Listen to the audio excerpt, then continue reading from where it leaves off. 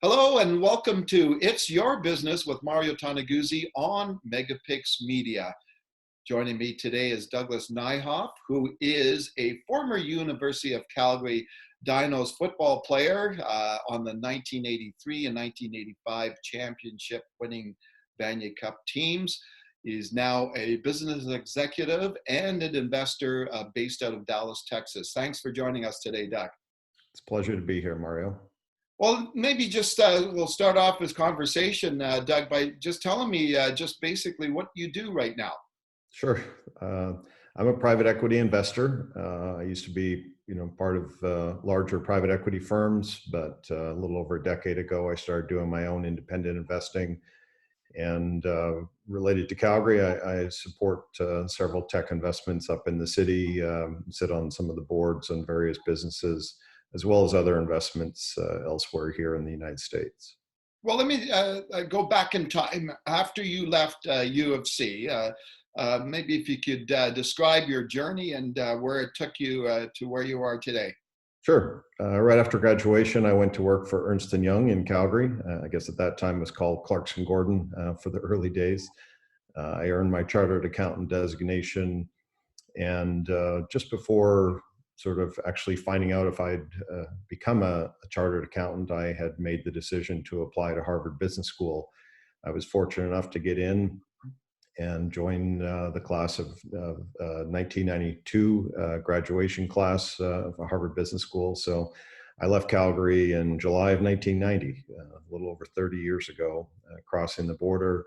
I ended up moving to Boston with my wife, who's also from Calgary, and completed my 2 years of studies there. I worked as a summer student and ultimately began full-time employment with a company called Bain & Company, a global strategy consulting firm, working in the Boston office for almost 2 years. And then we moved down to Dallas, Texas at the beginning of 1994. So I've been here almost 27 years. Texas certainly feels like home. We have three children, two boys who were both born in Boston and a daughter born here in Texas. All are growing up now, two of them working in New York and in the finance industry. And my daughter actually was just on Friday accepted to the Virginia State Bar as a criminal attorney. So excited to see them in their own career paths. Having worked at Bain for about a decade, I spent a lot of time in that industry doing merger and acquisition work, merging Lockheed and Martin Marietta as one of my larger efforts. I ultimately left the business, though, to join the Carlyle Group in the private equity space and really stepped into more of an operating role at that point, becoming president and CEO of numerous businesses around the world in a variety of industries, with my travels taking me throughout Europe early in that phase of my career, and then ultimately ended up spending about a decade, 11 years in China as well, expanding portfolio operations into the China market, and then working with Chinese businesses as well on cross-border activities before ultimately sort of coming back home, if you will, after years and years of travel, and just focusing on doing my own independent investing in smaller companies, helping to mentor young executives, et cetera. Now, when you talk about investing, let's talk about your connections to here in Alberta and Calgary. You are involved in a few companies. Let's start with a couple of them. First of all, Cadoodle TV. Tell me about that business and why you were interested in that. Cadoodle is the world's largest and leading COPPA-compliant safe streaming video platform for children. What that really means is that we're very strict on the type of advertising and information that is being captured and not shared, if you will. As you may well be aware, there's a lot of issues with YouTube and some troubles with various nefarious activities on YouTube as it relates to children. And so the founders of Cadoodle, based in Calgary, set out to build a very strict COPPA-compliant platform. And today we're functioning in over 160 countries around the world and have really positioned ourselves as the leading safe streaming platform for children. So we're excited about that. It's expanding rapidly, and we're expecting great things for that investment. Now, the other one too is Musica. Can you talk a little bit about that, what Musica is and why you invested in that? Sure. Musica is a platform that helps artists control their online assets on the internet. So if you want to control your images, videos, etc., in one central location, an artist can simply do that by setting up a platform or a profile on the Musica platform.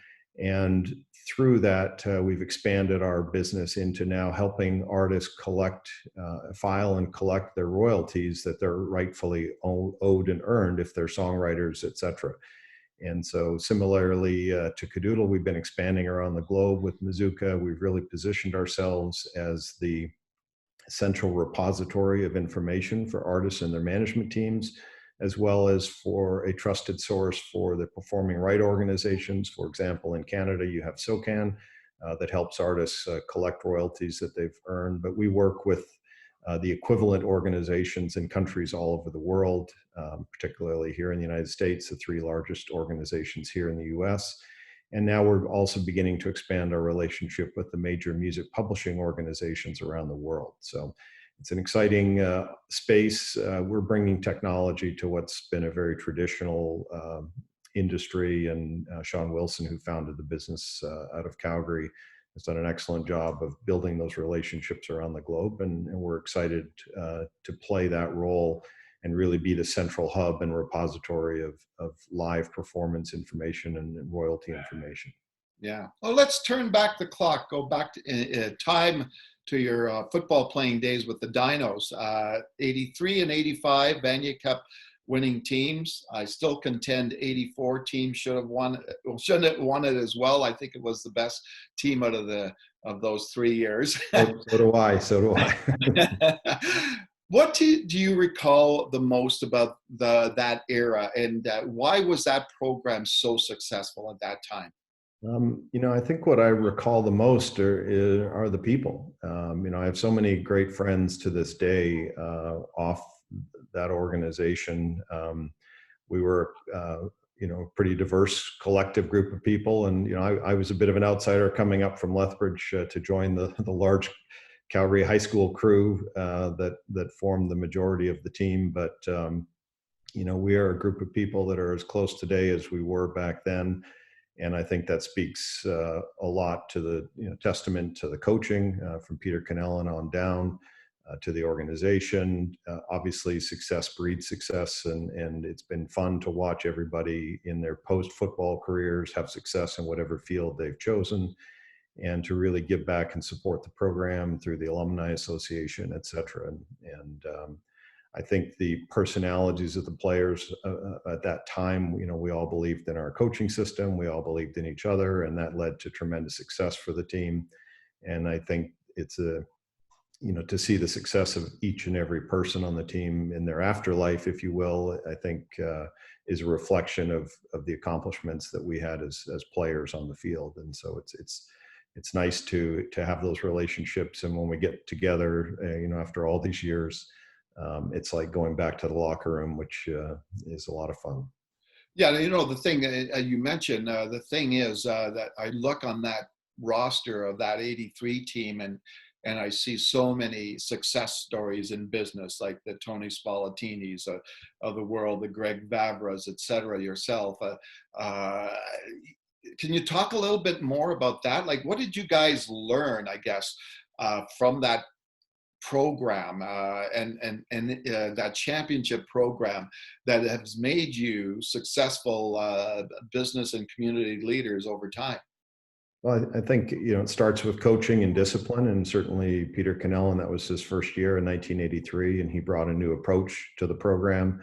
I was a rookie in that year with Tony Spallatini. Greg and some of the others had been at the program and hadn't tasted success yet. And so it was a clear transformation for the organization itself in 1983. And I think that starts with leadership both at the coaching level, and then for people like Greg, who were fifth-year players, they wanted to win, and that instills discipline and commitment on everybody's part, and teamwork and sacrifice. And I always recall when we went to our first Vanier Cup in 1983.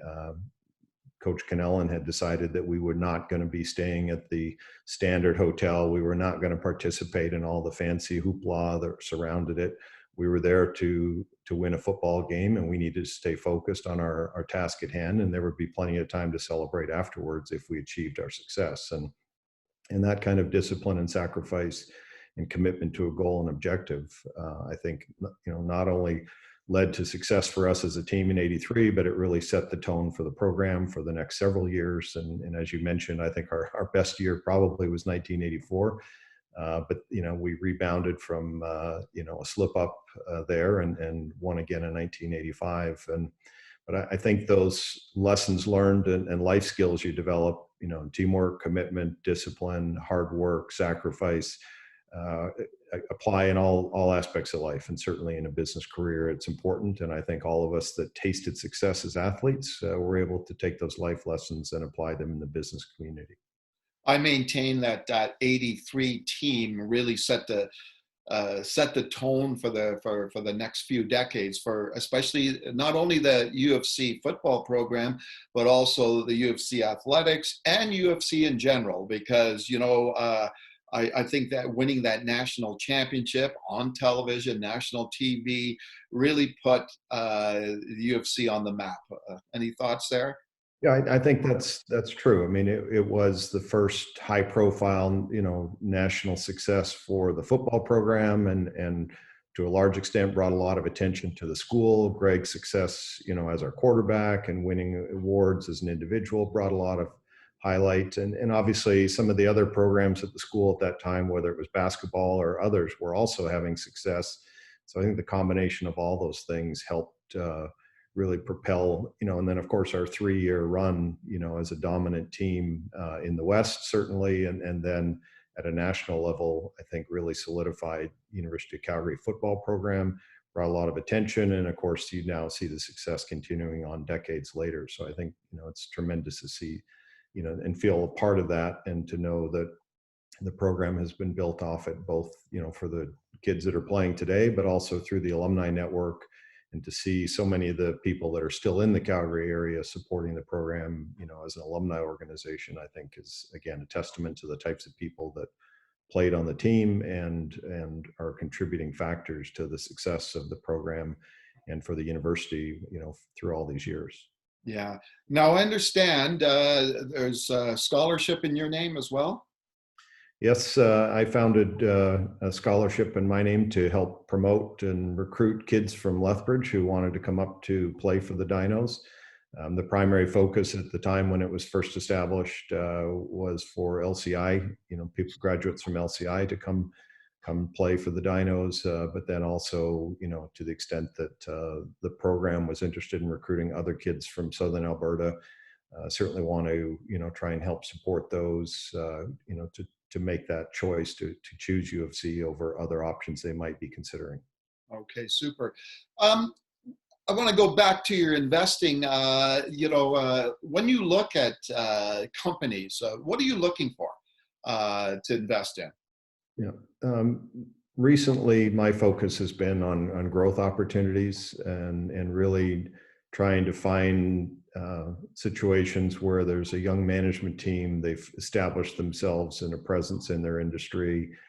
They're generally more tech oriented these days, from my earlier years in my career, which were more industrial. But I'm really looking to help mentor and share some of my experience around the globe in a variety of industries and situations to help guide and mentor younger executives. And I found that in Cadoodle, I found it in Musica. I also work with Al Dewar, an investor in his company in Calgary. And obviously Al's not a young executive. He has tremendous experience, but I've really enjoyed getting to know Al over the years and working with him and his team as well. So it's, it's as much about the people you work with, the people you invest in, the situation you're faced with. And, if the environment seems right and the opportunity seems interesting, never been afraid of challenges, whether it's in sports or in business. So I'm kind of industry agnostic, but I'm certainly in, today at my stage of my career, I'm investing in people, and then bringing my skill set to help them achieve their goals and dreams, just as I wanted to at their age. Okay. And for people out there who are maybe a little younger than us, that don't know who Al Dewar was a former mayor of Calgary, a very popular former mayor of Calgary. Um, when you look at the times that we're in, obviously tough economic times, COVID related, et cetera, what's your advice out there for business owners or entrepreneurs who are going through these challenging times, especially here in Calgary, right? Because we have another sort of a double whammy with the oil patch being hit hard over the last few years. I think people have to plan accordingly and be cautious about their expectations. I always, I did a lot of turnaround work in my private equity career. And so we always sort of assume the worst and plan for the best. And that way, if you only achieve half of what you expect, then you're going to be okay. And I think, as you well know, Mario, Calgary's gone through cycles in its past and had its ups and downs, and there's always booming optimism and then booming despair. Yeah. And generally it always ends up somewhere in the middle. And so I think in today's world, Calgary is going through a transformation itself. And I do think some of the challenges the energy sector is facing are more structural than they might have been in the past. This Uh-huh. is not just a cycle. I think there's been a structural fundamental change in the world that is going to impact Calgary. And so it's fun to, and I've enjoyed supporting the entrepreneurs who are part of the redirection or diversification of the city going forward. And so it takes a lot of commitment and fortitude to push through these difficult times, but there are going to be pockets of opportunity that open up. And if people are in the sectors or in the companies that are struggling right now, it's a time to really buckle down and tighten the belts and really stay focused on survival mode, so that when the sun comes up again, which it will, the company will be there to prosper in better days. Yeah. And Doug, one last thing. When you look back on your career and you guess your life and where you are today, you ever sit back and think, wow, how does a kid, a young kid from Lethbridge end up to where you are right now?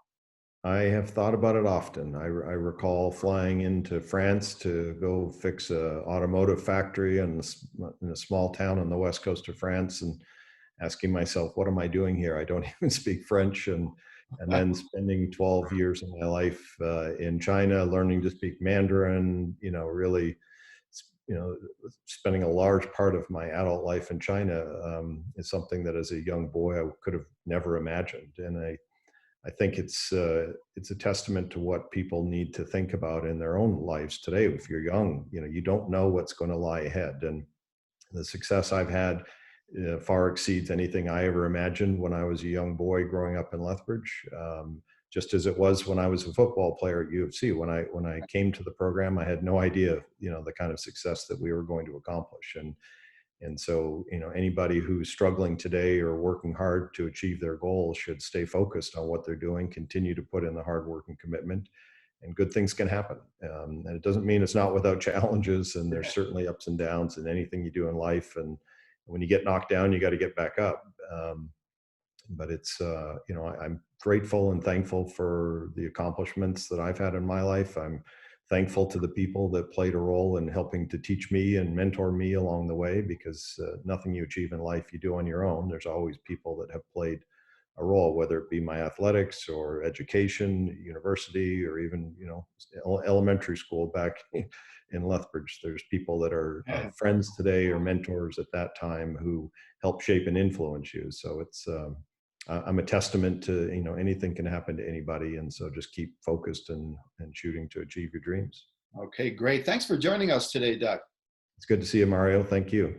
Okay, that was Doug Nyhoff, who is a former University of Calgary Dinos football star on the 1983 and 1985 Vanier Cup winning teams. He is now a successful business executive and investor in Dallas, Texas. This has been It's Your Business with Mario Toneguzzi on Megapix Media. Thanks for joining us today.